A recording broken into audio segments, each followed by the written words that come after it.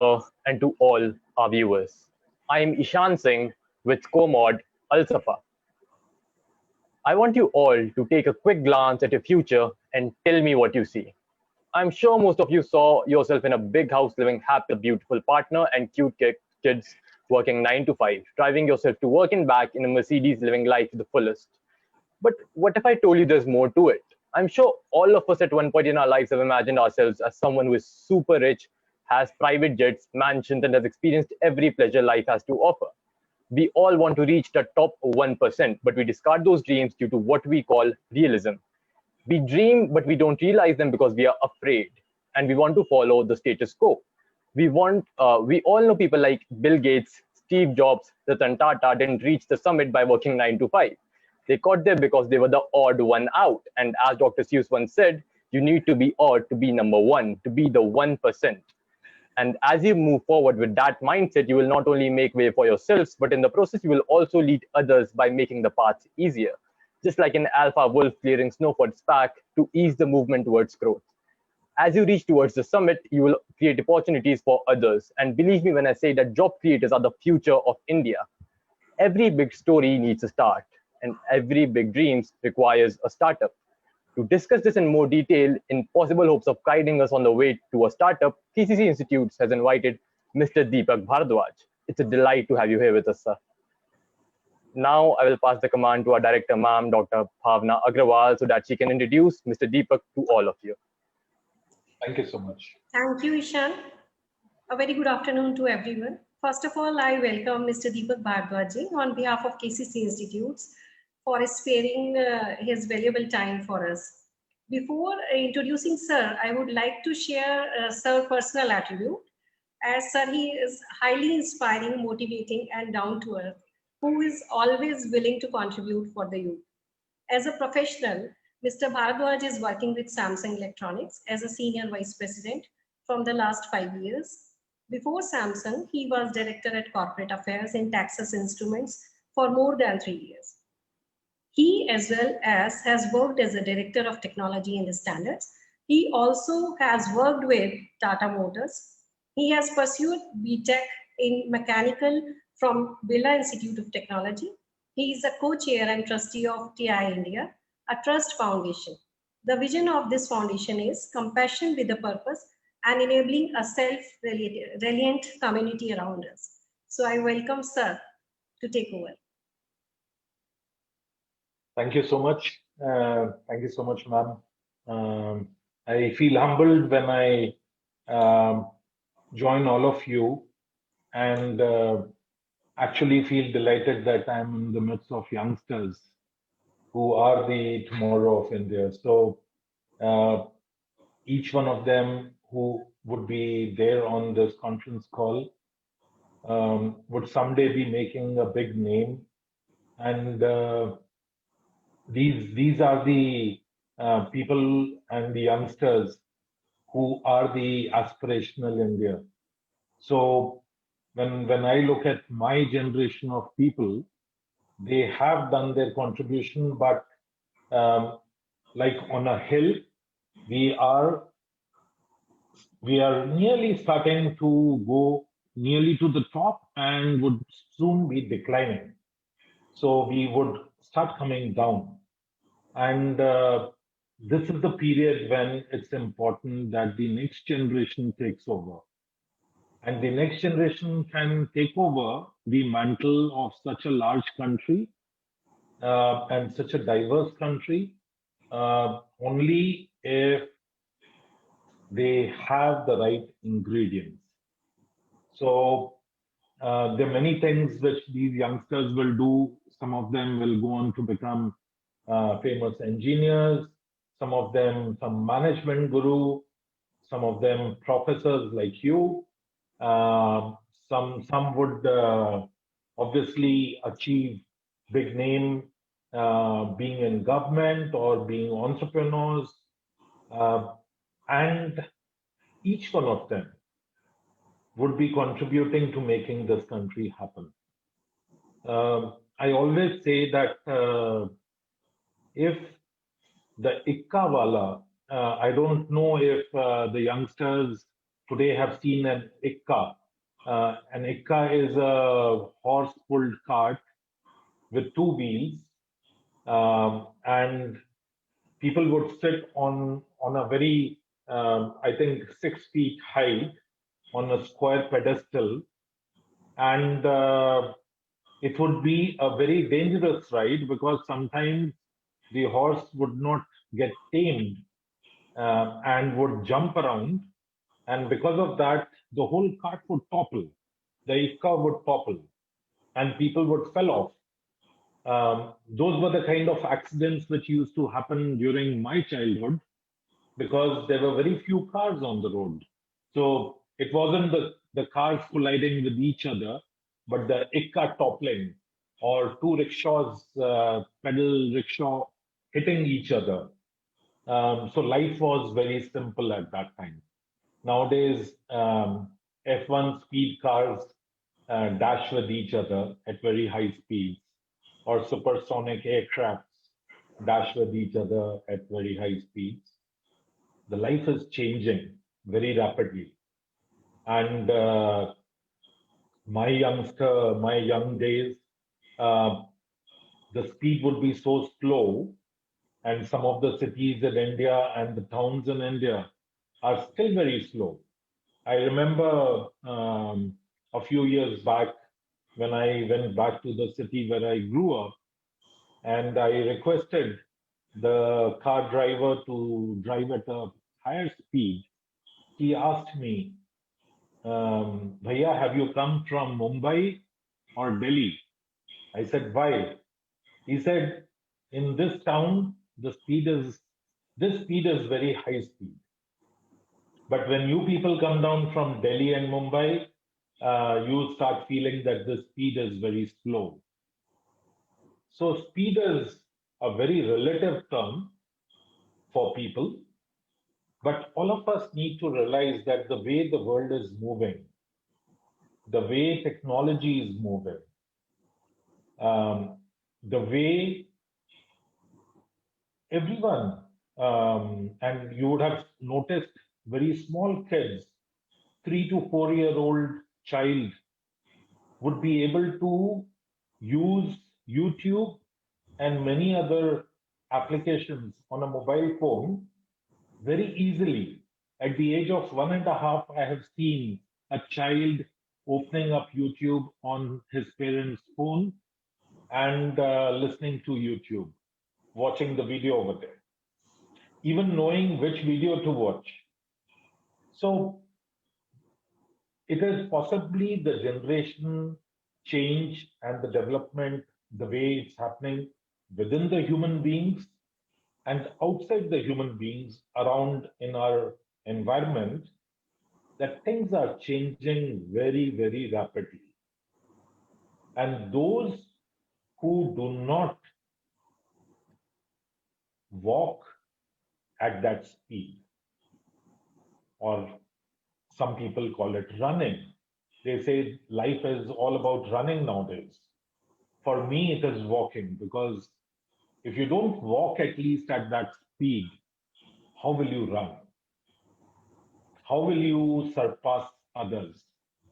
So for each one of us, the speed at which the world moves should be our walking speed, not the running speed. Because if you start running at that speed, then how will you actually run when it is required to run? So this is very interesting as you see, as you observe the world around you.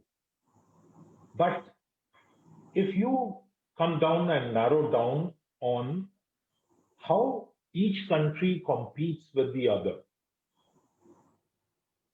and let's take our country, for example. Where is our country in terms of the multiple indices which float around? I get bogged down by numbers, so I usually stay away from numbers. Now, as a management guru, you would be teaching too many numbers to the students, to your students. But I always believe in things which are very simple to understand. Um, I stay away from too many theories because While some people say that Bhagavad Gita is the foundation and there's continuity of the world, and it will continue to be dictated by what has been stated in Bhagavad Gita, because someone who was possibly supernatural wrote that, but all the other theories have not been written by anyone supernatural. So I don't believe in too many theories to make life very simple for myself. But I believe that there are certain qualities which every individual should have, which are intrinsic to making success happen. And I'm going to today talk about a few qualities which an entrepreneur should have, or someone who is aspiring to be an entrepreneur should have, because unless one does not have these qualities, it is nearly impossible to create success. If success happens, it will be by fluke. It will be by chance. It will not be by determination. It will not be by reasoning.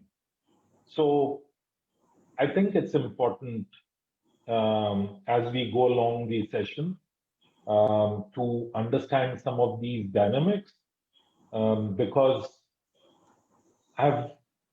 and many like me and people who you were naming, for example, one of them is my guru, has been my guru since 1990, 91.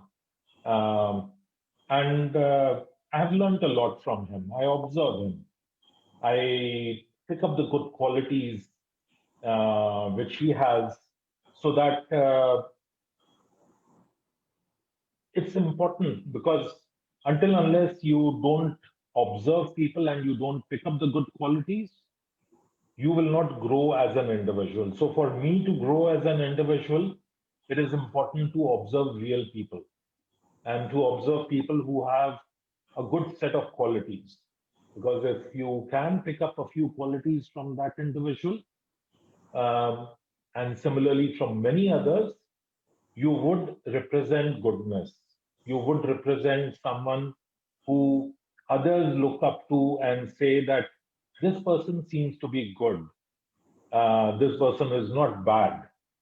And it's usually, if someone is educated, wants to do something good in life, then you will always look up to good people. You will not look up to the elements in the society which create more harm than doing goodness. So the first most important thing for someone who wants to be an entrepreneur is to be very, very observant.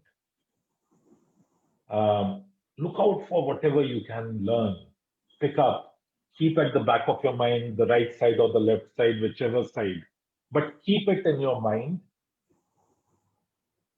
Ensure that some of these qualities continue to nurture your heart. Because if someone is not a good-hearted individual, it's very rare that this individual will be someone who will be looked up to create partnerships. People won't build trust. People won't believe in an individual who's not having ethical values. So if you look at the second part of it, one is being observant. The second is being good. When you are good, there are many elements to it, starting from, as I was saying, ethical values, being compassionate, being humble, being caring. There are many, many adjectives to defining goodness. So collect as many of those adjectives in your life as possible, because 70 to 80% of the business in this world happens because of relationships and trust. The rest, 20 to 30%, happens because you have a good product. Many times I have seen organizations not having such a good product as their competition, still being more successful only because they are able to build trust in their partnerships. The third thing, which is very important, and this is again something which is built after observation. If you see someone marketing herself or himself, or their products or their services, keep a keen watch on that. Observe how they do that. Because one thing which we lack as Indians is having high skills on marketing. We teach marketing in all MBA schools. Lots of marketing is taught. But when some youngster comes in and I say, can you sell sand? I am sure all of you would know that chips or semiconductor is made out of silica. So can you sell sand, which is silica, at the price of a semiconductor? If you cannot sell sand at the price of the semiconductor, then you don't know marketing. Marketing is all about that. Nothing more. If you have an excellent product, if you have excellent services, if you have excellent reputation, excellent brand, then you don't need to market. But someone who doesn't have any of these elements would need to create a big push, would need to push down people's throat, right? Push down the people's throat that my product or my service is excellent. If you don't buy my product or my service, then there's something you're going to miss out in life. I remember some years back, someone came up with a newspaper article and said that this was a foreigner, a colleague of mine, and he showed me this newspaper clip and he said, Deepak, do you know ambassadors are getting sold in UK? I said, awesome. This is very good. They're not getting sold in India. Why are they getting sold in UK? Now, marketing sometimes is very misleading. No one wrote over there how many ambassadors got sold. Was it one ambassador or two ambassadors or 100 or 1,000 or tens of thousands? Because if there were tens of thousands, then the company, Hindustan Motors, which makes ambassadors, would have been a very profitable company or would have been creating a name in India and would have been using that tagline that we export to UK, we export to XYZ country, and we create success in different markets despite having an old design.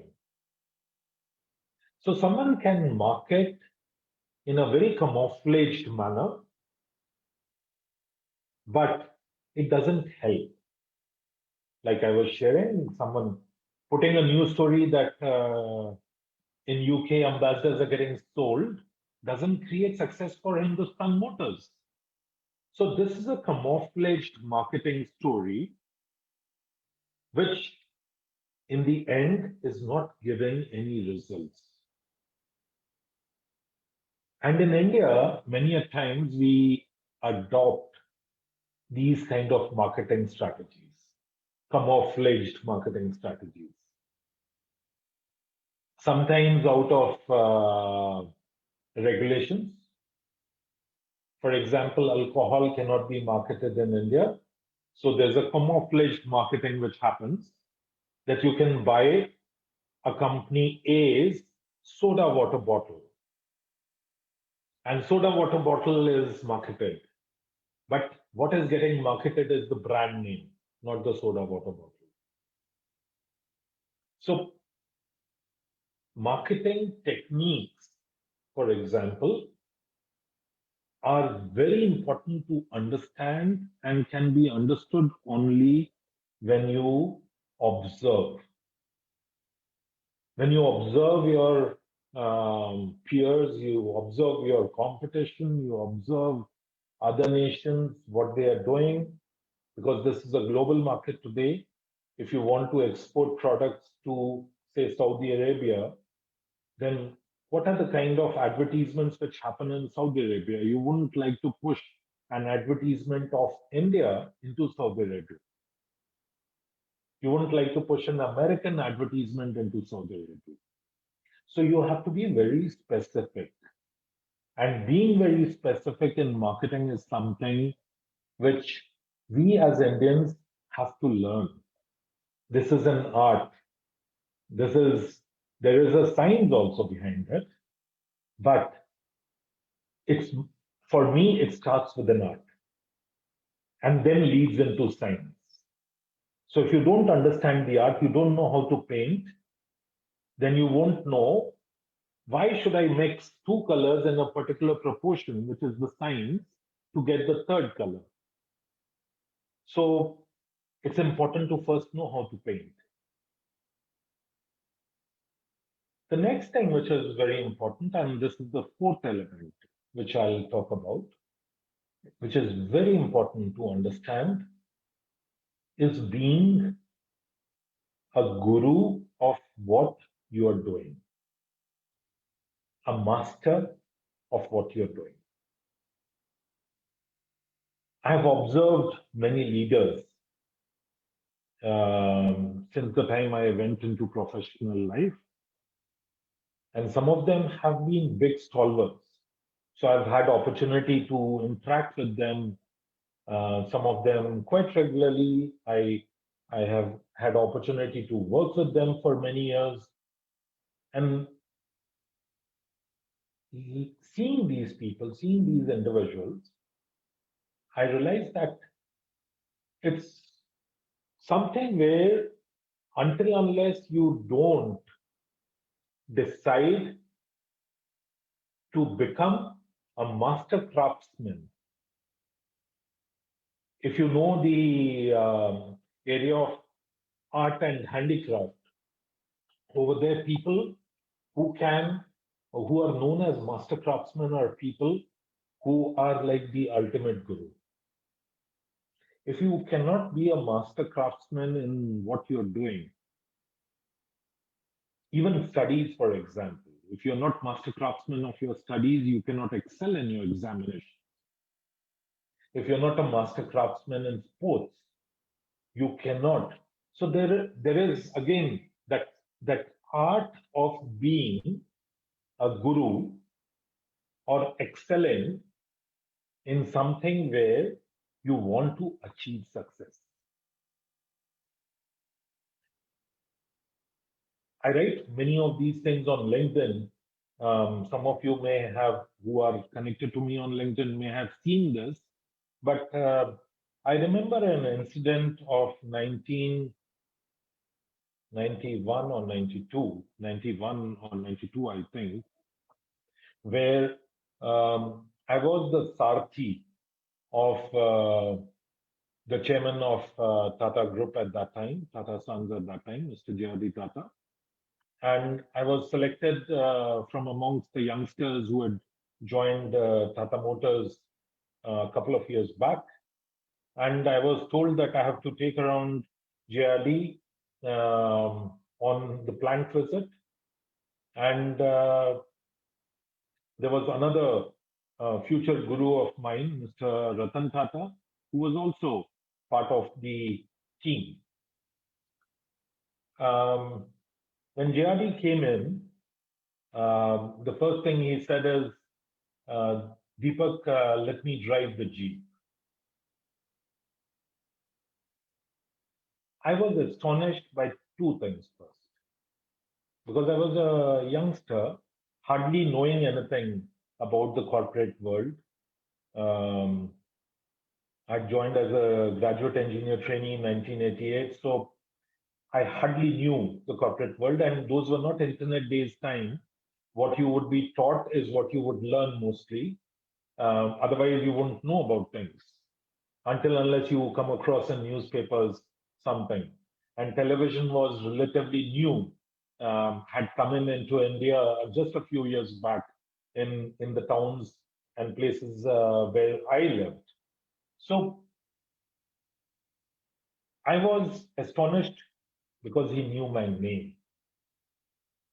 That means he did his homework before coming near the Jeep to find out who is going to be his Sarthi today. And the word Sarthi was, the name was given to me by him when he said, Deepak, let me be your Sarthi today. And we drove around. I was sitting next to him, and RNT, Mr. Ratan Tata, was sitting behind. And JD asked him to sit behind and asked me to sit next to him. That showed humbleness. Because I was 3 years into Tata Motors only. And a youngster is being asked to sit next to him. When all the photographs would be clicked, I would be sitting next to him. Ratan Tata would be behind. That showed the humbleness. We drove around the plant and he asked me, have you been told which direction and which places you have to take me? I said, yes, I have been told. He said, but we will not go to those places. And I learned a step down the line, which I'll share with you. He said, I would like you to understand some things. The first most important thing is that when someone comes in, like me, like J.R.D. Tata, he's telling about himself. When someone comes in, people show the front side of the machine. They don't show the side of the machine. And because of this, he says that there is always a tendency to do things which are visible to the outside world and neglect things which are not visible to the rest of the world. And he would walk behind machines to see if cleanliness is being maintained. He would, during the entire journey, he would never walk in front of the machines. He would always walk behind the machines. And he was known as the old man of Tatas. Many people would call him the old man. So the old man would walk behind. That day I learned something very important. Just don't do things to show people. Do things for yourself. The behind is you. The front is for the people. So it's important to observe like this, to understand the nuances, what makes someone successful. Everyone wants to be J.R.D. Tata or Ratan Tata or Bill Gates or Azim Premji or Narayan Murthy. There's so many. Everyone wants to be. But how can you be? You have to determine that for yourself. Until unless you don't determine, until unless you don't decide, until unless you don't action, just lying down on the bed and dreaming, how I wish I was Ratan Tata. Won't help. So Ratan Tata is Ratan Tata. Each one of us have to be ourselves. And I'll share this anecdote with all of you that in 2000, when I'd worked for 12 years with Tatas, and I was at Bombay House, I'd completed 4 years working with Tata Sons in the chairman's office, Mr. Ratan Tata's office. And I was handling some critical projects which were initiated in 1995-96. One of them was GRD Quality Value System and Tata Business Excellence Model. I was a 4-member team. I was part of that 4-member team which built Tata Business Excellence Model. I realized that I'm getting branded inside Tata Sons as Ratan Tata's right-hand man. I wanted to be Deepak Bhardwaj. It was a very tough decision of life because I was this blue-eyed boy. Some people used to feel that I'm being built for the future. There were many stories which used to go around as they happen in the corporate world. But I decided to leave Tatas because I wanted to be Deepak Bhardwaj. Many a times, Mr. Ratan Tata does ask me, when are you joining back? I said, I have a lot to learn before I join back. I can't tell him that I don't want to join back. Not because Tata's is not an organization which anyone on earth wouldn't like to work with. If I still consider a dream organization, across the globe where I have worked with some of the big names, I feel very strongly, very strongly, and from the core of my heart, that that is the aspirational organization which I would still work with, but I don't want to work with. And this is important for entrepreneurs. You have to step out and take risk. I was in the comfort of Bombay House on the chairman's floor, one of the only fellow who had a mustache, because GRD wouldn't like people with mustache on the chairman's floor. I was the only one who would wear bright colored shirts. Today I'm wearing a shirt which is very akin to what R&T or GRD would wear. But I would be wearing very bright colored shirts. And I was the only fellow who was allowed to do all of that. And I would be digested by everyone. Everyone was accepting me the way I am, which was very difficult for them. Very difficult. And I can imagine. Because the first day when I joined Bombay House, Mr. Ratan Tata's executive admin, and she was pretty old at that time. She was very strict, very tough, and she would say the first sentence which came out of her mouth when I stepped into her room, she said, "Deepak, you haven't got your wardrobe." And I realized why she was saying that, because I was wearing a maroon colored shirt and a cream colored trouser, which is not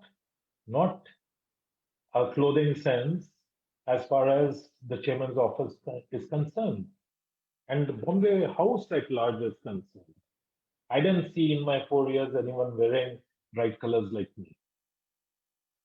But I wanted to pull a joke at her, and I said, "Oh, all my wardrobes are made of Tata steel. They are very heavy. So I couldn't get from Jamshedpur one of them." I didn't want to say that I understood she's talking about my clothes. I turned it around the steel almirah and said they are very heavy because they're made of Tata steel. Jokes apart, I think what is again very important is to be yourself. To be you, the way you are, and believe in yourself. Success has many connotations. For an entrepreneur, also, success may mean creating a product which someone is very passionate about and making that product successful in the eyes of customers, not selling tens of millions, but selling 10 pieces only. And that may mean success to someone. And for someone else, selling truckloads of sand every day and infinite number of trucks, and the person has a pot belly, huge pot belly, and he says, I cannot dig too much sand because the government does not allow me. Otherwise, I would have taken the entire river sand and sold it off. So satisfaction has many different meanings for different people. But it is important that you create your satisfaction level. I'm not saying don't create aspirations, but create satisfaction level, because until unless you don't do that, I have observed many people getting frustrated in life. There are many of my friends and colleagues who have done PhDs, they have done DSC, they have done many things. And they felt they'll do all of this and they'll create success. But after 30 years, 35 years, some of them ask me, how come you never topped in the college? You were in the middle somewhere. What did you do differently? I said I was feeling satisfied of what I was doing. I was not feeling jealous of someone else creating some other kind of success. For me, what I was getting was much bigger than I had dreamt of.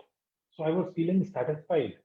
I was feeling God has been kind to give me this much. Many people fail in life, and particularly entrepreneurs at the startup stage. They fail because they create a temptation to live something which is impossible to do. And they feel that if one Bill Gates has happened, there can be millions of Bill Gates. If one, I won't say Ratan Tata because he got in legacy many things, but one Narayan Murthy has happened, so many millions of Narayan Murthis can happen. I've heard stories of Sudha Murthy, when she was working at Bombay House. She was the first woman graduate engineer trainee of Tata Motors. Women were not allowed on the shop floor. She was the first one to get in. And when she was working at Bombay House, Mr. Narayan Murthy used to come on his scooter to pick her up in the evenings. And I remember Mr. Ratan Tata telling me a few times that Sudha would stand over here and would be waiting for Narayan. And when I would say that, let me get you dropped, she would say, no, no, no, it's perfectly fine, even if it was raining. They worked very hard, tirelessly, dedicatedly, with a vision, with a mission to create success.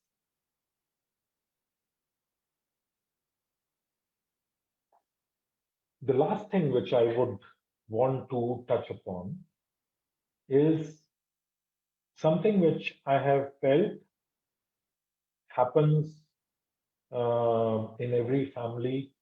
If a family has to be successful, it happens in corporates. If a corporate has to be very successful, and it happens in business. If an OEM and its partners and its customers, everyone, the entire ecosystem has to be successful. It also happens if a nation has to be successful. And that's called collaboration. Until unless you're not open to collaborating, you cannot assume yourself as jack of all trades.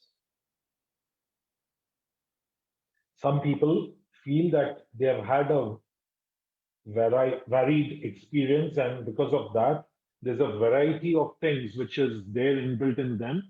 So they will manage their finances, they'll manage marketing, they'll manage uh, product development, they'll manage vendor development, they'll manage everything.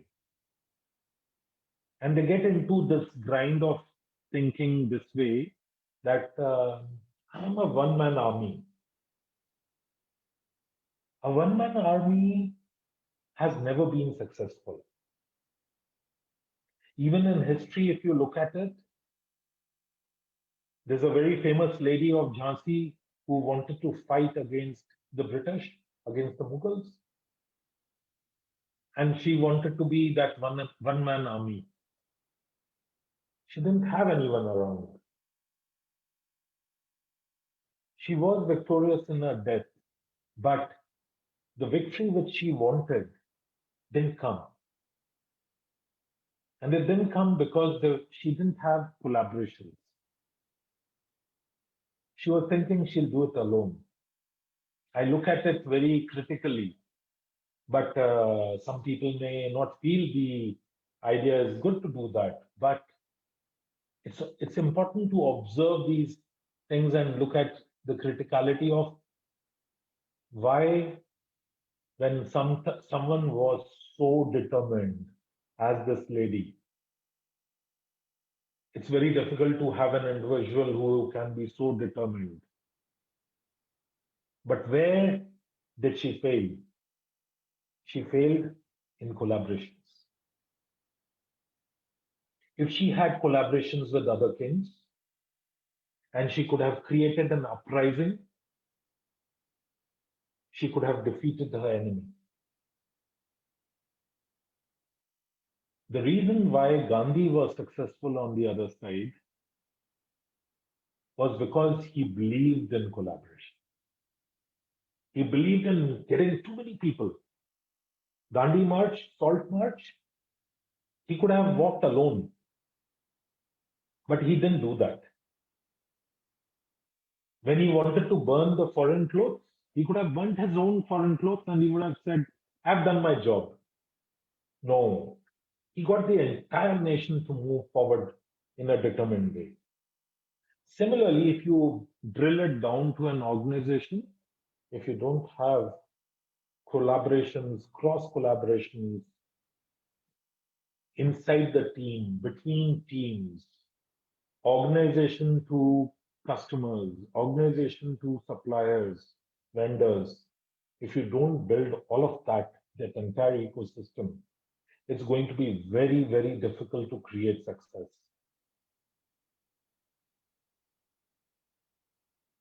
Being an entrepreneur is not a difficult thing. Becoming one is not a difficult thing. If you have a good idea, you know how to test market that idea, you know how to get finances for that idea. There are many government schemes today for startups. I think logically very few are being getting utilized because we don't have that many people who want to be startups. But I'll give you a very small example of what someone can do to become a startup.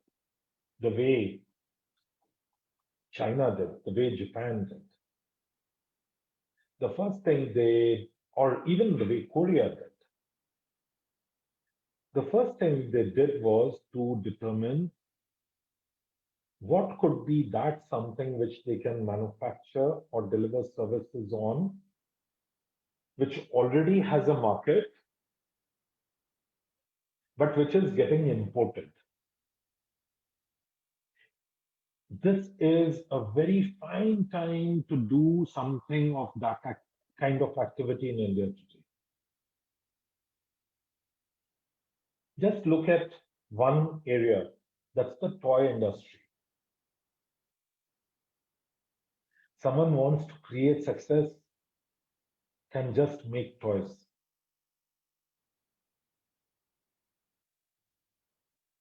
I'll go a step further. Actually, I haven't seen what my father challenged me once when I was in grade 10. And I had migrated back from a foreign country to India. And I had joined class 10 directly. I'd left India when I was in grade 5, I think, beginning. So my father asked me how much have you scored in the first term examination. And then there were 6 subjects. So I said, आपके लाल ने सब में लाल पाया है. And my father was on the other side of the phone call. He said, don't worry, you've seen Walmart over here. If you set up a pawn shop, and in every city, if you have branded pawn shop like Walmart, you can still be the richest man in the country. I still don't see, after so many years, this was 1980,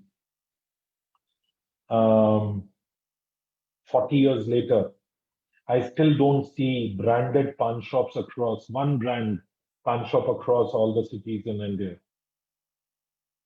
And I tell youngsters, if you want to create success, you can just open up a pawn shop retail chain across the country, or you can open up a chai shop. There are a few chai shops, chayos and some of them, but you open up a chai shop or a coffee shop. Success or creating success has many solutions, available solutions. You want to become an entrepreneur and create success, you can do that very easily. There are many different products which you can pick up to create success, or many different services. For example, across Japan, Europe, there's aging population which is happening. And this aging population requires a human capital where nurses or paramedics or people of those kinds, or even teachers, are available. Someone can create a huge success by training and creating a world-class infrastructure to train nurses and paramedics or train teachers and then send them abroad. There's no need to create another IIT JEE preparation school. It's not required. You can create success in that way. People of certain skill sets are not available in many countries because of aging population, and they have moved up the value chain. So, for example, repair and service of products. People are not available. Identify countries where people of such nature are required. Create training schools, train people, send them abroad. So there can be infinite number of solutions in which you can work, from a simple pan to a chai or a coffee, or skilling people, or creating import substitution products, or building fighter jets.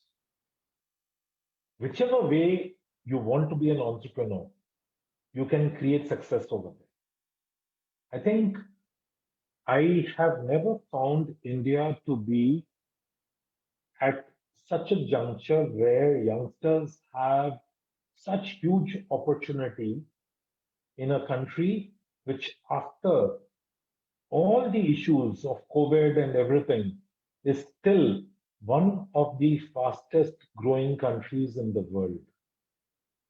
Despite whatever numbers, and this is why I hate numbers, because when you say minus 24%, please look at the growth of other countries and then determine where is India? Is India better than others?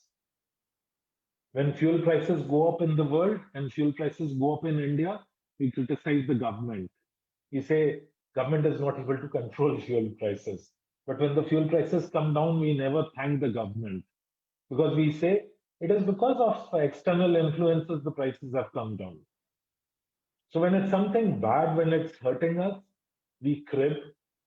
When something is good, we ignore and we don't thank. So this is the way the world moves. But I can tell you, India has never been poised to be in a better opportunity creation situation than it is today. And if any youngster does not take advantage of this time, this youngster is missing out a lifetime opportunity. Tomorrow, don't crib 20 years, 30 years, 40 years later. I should have been a startup. Don't think that way. If you want to be a startup, get into it, pick up any product, pick up anything where you feel that there's opportunity, just go ahead and create success. The last thing I would touch upon is the regulatory part. All of us know that India has been a country which had, over a period of time, moved away from license Raj to an open economy. But the way the rules are, I was asking a senior government minister one day, and he said, the rules are so confusing for me that I can understand they would be so confusing for the people. But the government is making huge, huge changes. In the last 10 to 15 years, I have observed various governments having taken proactive steps to change the regulatory environment in the country.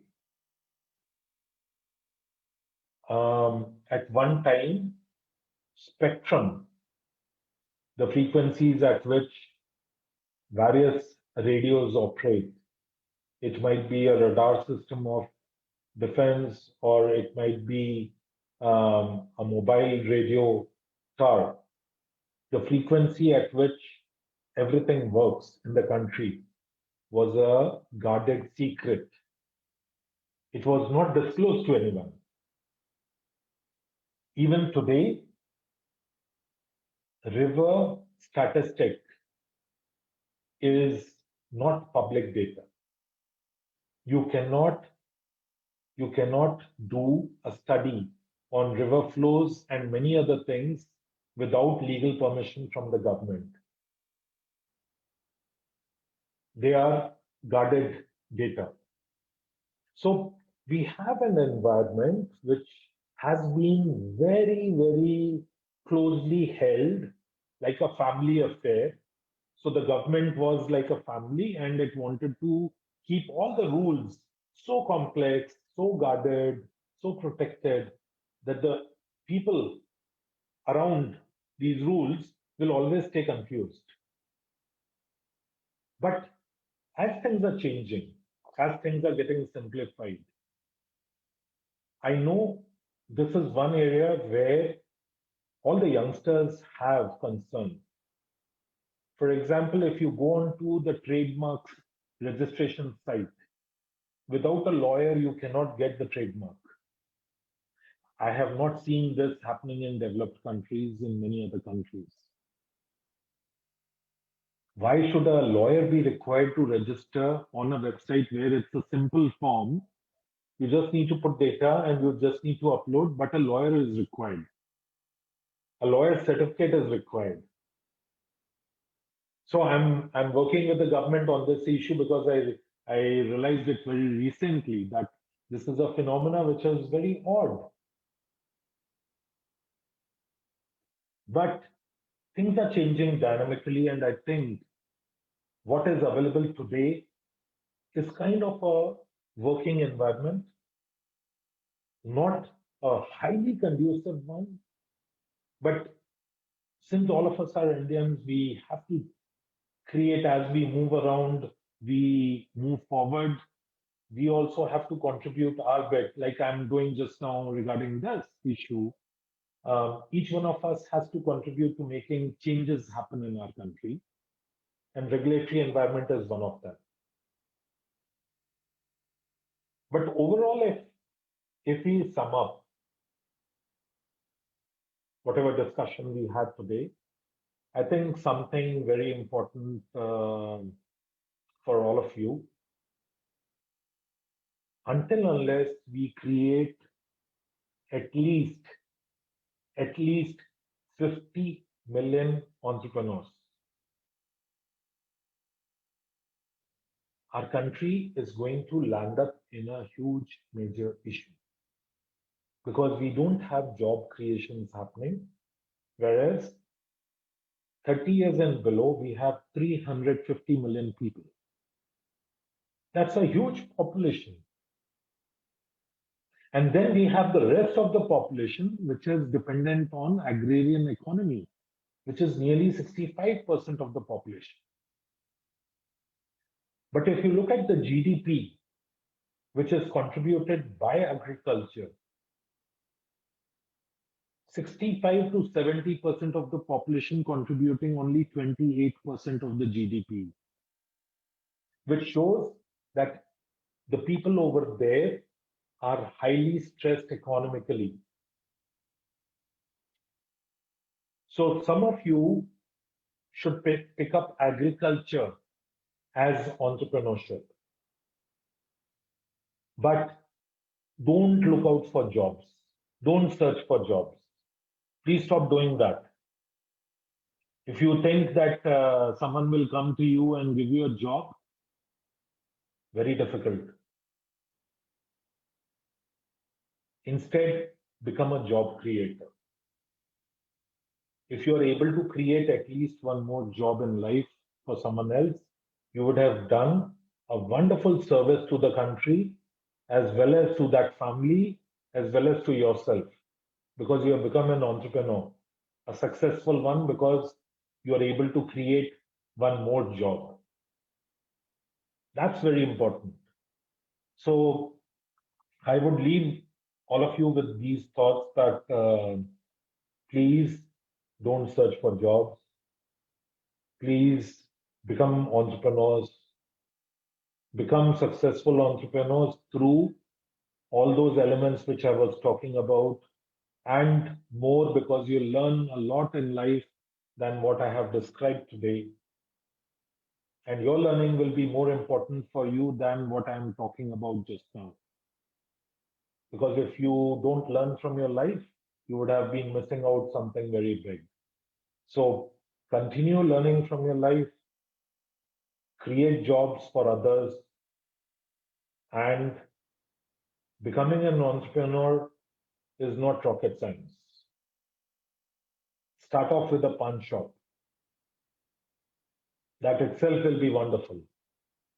But a nice pawn shop, not the street corner pawn shop, something where everyone walks in and says, if a pawn shop has to be there, it has to be this or no, nothing else. That is the kind of benchmark you have to create, whatever you do. Thank you. Thank you so much.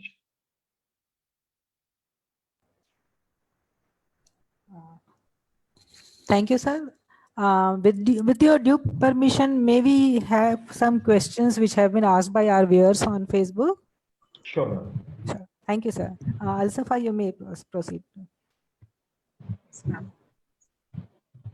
Thank you so much, sir, for sharing your experience and knowledge with us. It was such a knowledgeable session. And I would like to continue with the questions students have uploaded for you. As a student, we have various startup ideas, but we face problems getting them funded.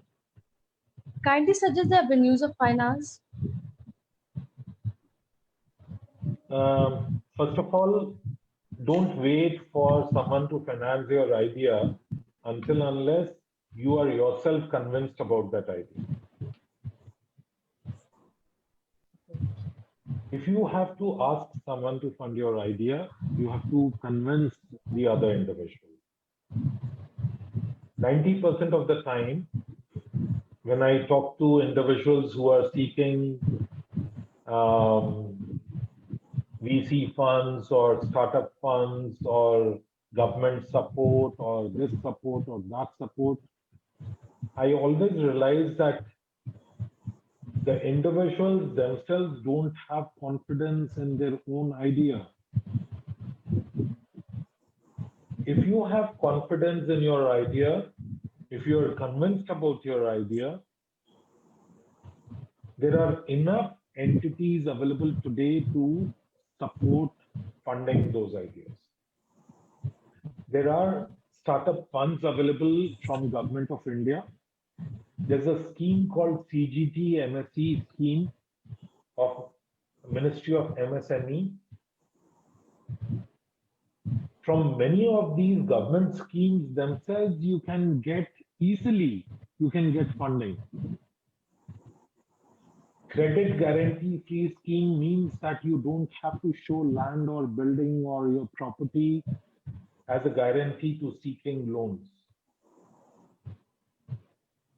You don't have to. These kind of things which are available today are enough for anyone who's determined to succeed and has conviction about the idea. He or she can do it. So please, just don't start thinking about funding before you are convinced about your idea. And how are you convinced about your idea? You'll have to do test marketing. You'll have to understand what is the market, what are the future growth opportunities, who will be your customer, your target customer, whether your target customer has paying capacity or not. Many a times people pick up idea, move forward, and the idea may be ahead of times. And no one wants to buy this idea because the idea is ahead of times. So unless you don't do proper research, proper conviction to yourself that your idea is perfect and can get into the market and create success, don't look out for funds. Because Thank you, sir. when you do that, people will question you. Thank you, sir. So the next question is, number of startups which get failed are more in compared to success stories. This demotivates us. How to come out of this fear of failure? So how many different classes are assembled today? MBA, first year, second year? BBA, engineering, BJMC, and BCom. Yes. Yes. right? In each of these, how many people in each of these, say BBA, how many of you have ranked number 1?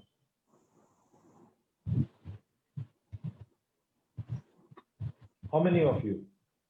Only one, right? Only one has ranked number 1 in each of the class. So that should demotivate and tell everyone else, run away from the college. This college is not for me because I have not been successful. As I told you before, you have to decide what does success mean to you. If you don't decide that, people start fearing and escaping. They feel that they cannot create success. Many startups fail not because they can't be successful, but people fear and run away.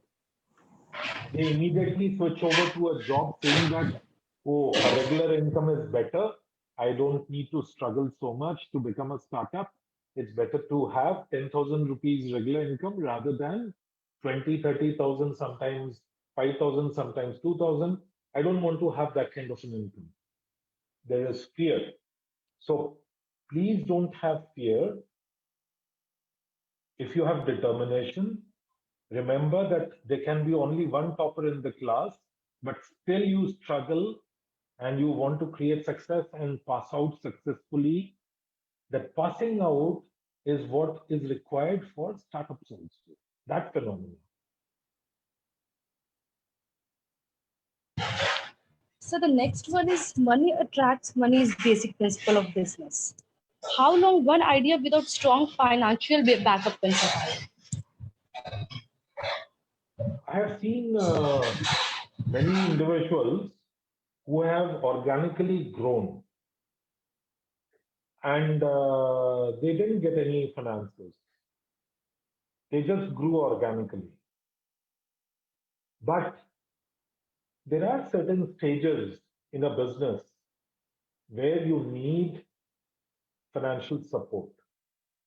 It can be in the form of loan, it can be in the form of equity, it can be various different forms. But it is required.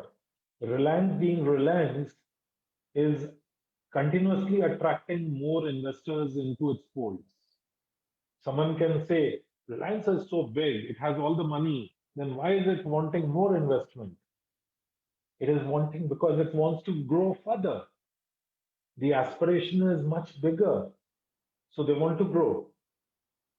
If it is not about money begetting money, yes, that phenomena is definitely there. Anyone like Reliance, everyone would like to invest over there. And if it is a small startup with a similar solution, they may not like to invest because there's a complete story over here. There's an incomplete story over here. So incomplete story, people usually don't want to invest. But I don't think anyone who wants to or who is determined to create success has failed because of money. There are enough number of entities, venture funds, banks, government itself, many a times, who would be ready to pump in money to make something happen. Yes. Thank you for a guiding answer, sir. Was it Ishan, all? would you? Yes, So sir. yes, Okay. I have some. Okay, I have some questions for you as well, sir. So I'm a student of computer applications, and I have some brilliant ideas in my mind as I want to be an entrepreneur as well. But in middle class families, most middle class families believe that a government job is the best job anyone can have because of the economic stability. So how can I pursue my family or anyone like my friends to support me in this decision of becoming an entrepreneur?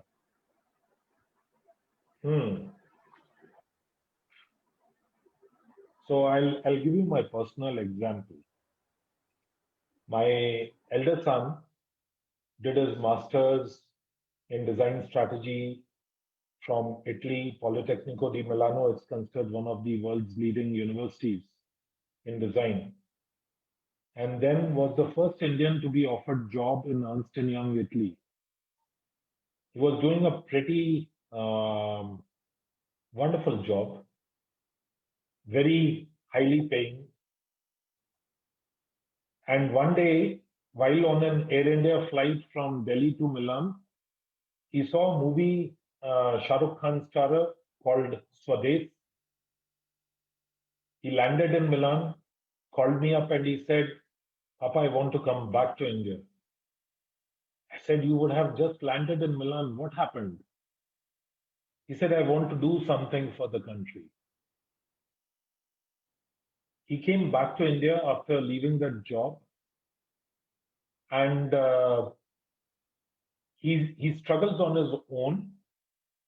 He takes up pre-COVID. He used to take overnight trains to cities because he didn't have too much of luxury of money with himself.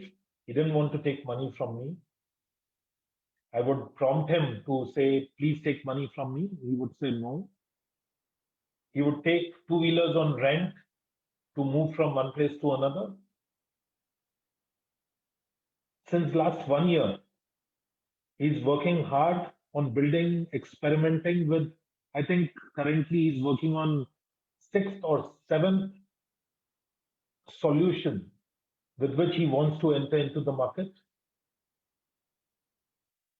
He's experimenting because he's finding the right mix which would be important for him to create success.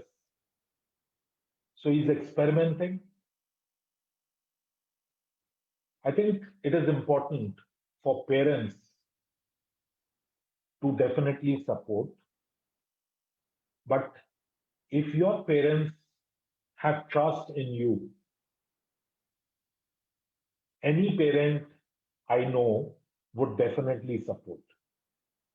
If the parents don't have trust in you, then it will be difficult because the parents would have a history of knowing you and knowing that you move around left, right, and center. So the parents don't want to take that risk of jeopardizing your future. So they will be protective. They don't mean harm, but they will be protective. Even then, you want to be an entrepreneur, you have to convince your parents that it is important for me and my life to create success in this fashion. And because of that, it will be important for me to become an entrepreneur.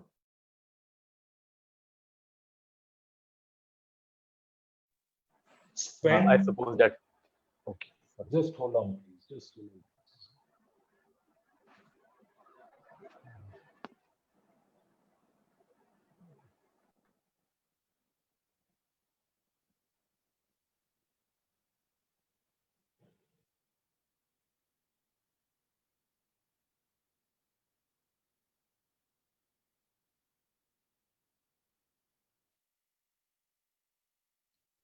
Can you hear me now?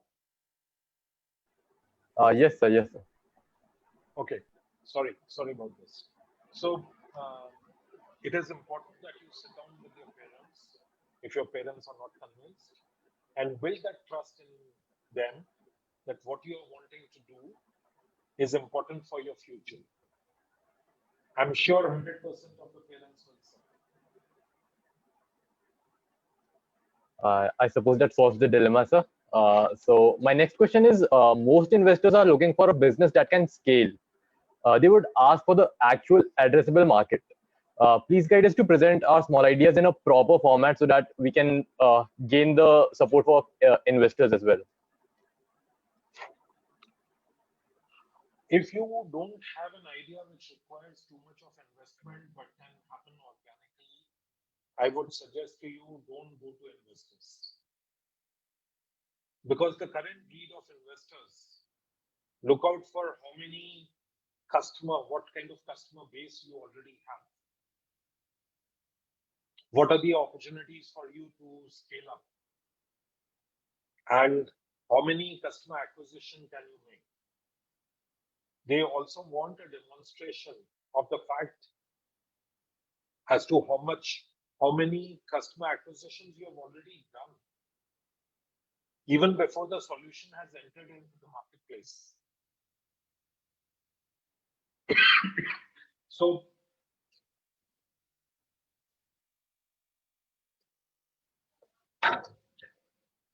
I would suggest not to go in for investors at an early stage. It will, if you can do organically. Sir, you're not audible. Can you not hear me? No, sir, you're not audible, sir. Just one second.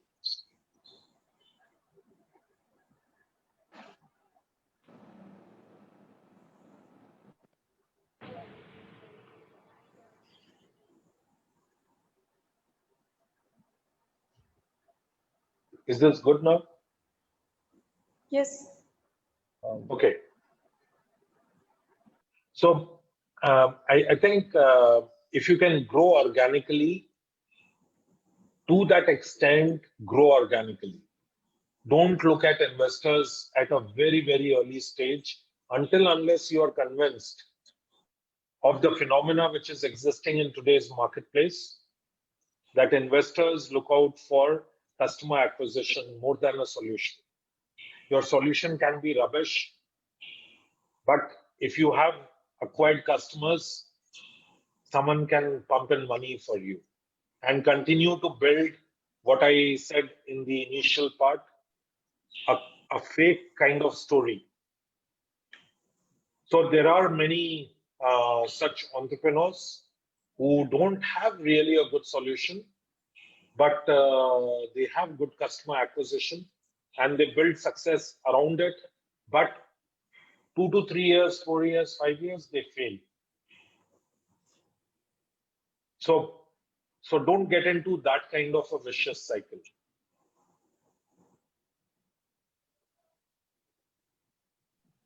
Alsa, would you like to continue with the questions? Yeah. So, sir, there is a question that if the intellectual property was developed during the college life or through government grants, how would it affect the right of promoter of a startup in future? So if an intellectual property is developed by an individual who turns into an entrepreneur, Yes, sir. right? Yes. So the intellectual property stays with that individual because the IP right was created at a time when possibly the individual was not an entrepreneur.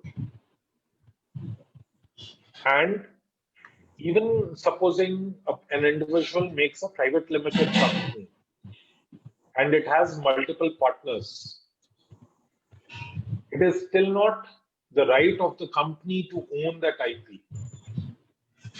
Because this IP has been generated by this individual before. Even when an IP is getting generated when a company has been formed and the IP is generated by an individual, even at that time, the way the legal modalities for IP control mechanism are established in an organization, how the rights of the IP are granted to the IP generator, those can determine. For example, in large organizations like Samsung, if an R&D person generates an IP, the IP is registered in the name of the employee, but the IP is owned by Samsung. That is the way the IP regulation works inside all the corporates. Have I been able to clarify? Yes, sir. Yes, sir. Thank you. Thank you so much, sir. Now, I would kindly like to request Sunita ma'am to end the session with a vote of thanks. Thank you. Thank you, sir. Thank you. Thank you, sir. Really, your session was a very enlightening session, and I am sure whosoever has attended this discussion has extracted a very good information. As we understood today that journey of entrepreneurship must start from being observant. We should be observing in our day-to-day life, because by observing people, method, competition, even global trends, we learn to differentiate between good and bad. And as an entrepreneur, we would learn to make a strong network. Being an entrepreneur, your network will decide net worth of your business, as you told us in a very beautiful way. Whosoever has listened this session, he must have understood that instead of being one-man army, one must master himself in his or her own field and collaborate other people who are expert of their field. Along with these ideas, you also suggested one new field, actually the field of agripreneurship, which are generally ignored by these young people. Yes, we were having a lots of good thing. We understood, we learned a lot thing, and we would have to hear again with the new things, new ideas, because we don't want to miss this opportunity of learning from you, from your personal experience as well. Thank you very much, sir. I would request Director Ma'am to speak something. Thank you so much, sir. I used to ask your valuable inputs and will continue with that. Thank you so much. Thank you, ma'am. Thank you so much. Thank you. Thank you. All the best to all of you. Thank you, Thank sir. you.